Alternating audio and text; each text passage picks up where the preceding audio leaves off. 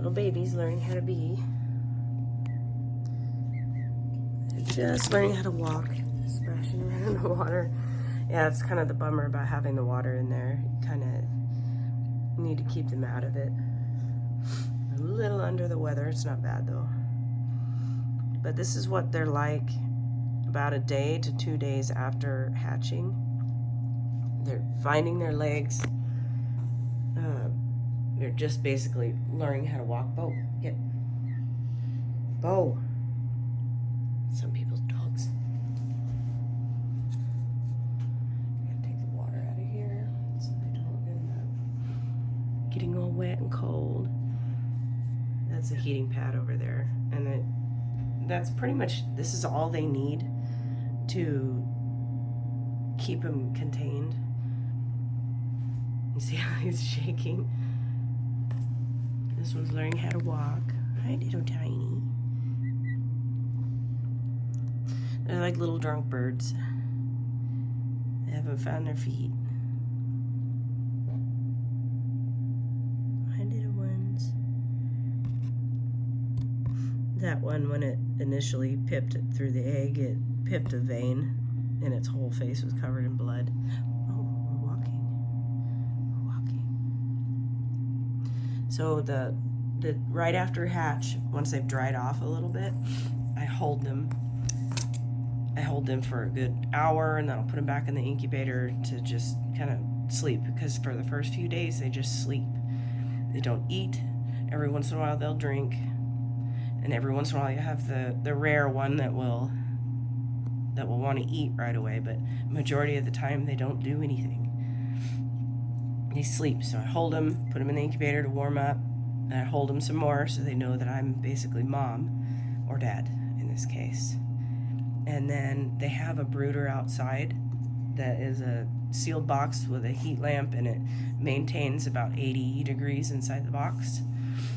So they stay in that at night, and then I'll bring them in here for a couple of hours just to kind of walk around on a non-slippery surface, and then introduce some snacks.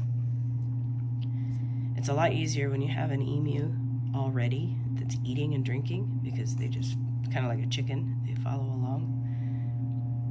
But in this case I have to teach them because they have no clue. Hi, little tiny. This one's already pretty curious. This one was the first one that hatched. I don't remember who was second. I think this one was second. Yep, that's right. This one was second. I was concerned about this one for a little bit, but I keep having to remind myself that they're weak, they're tired, and they don't really do anything, and they kind of just have the look of they're sick, but they're not. They're just really, really tired. They had a lot of work to get out of that huge egg. What are you doing? So the first one that hatched is about almost 24 hours older than the other two, so that's why it's up and walking around a little bit better. But this really just encourages them to move around. I was going to try and introduce water, but they are busy walking through it.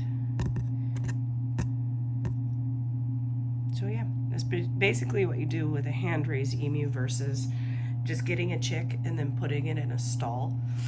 You can do that, you just won't have the bond with the emu and human.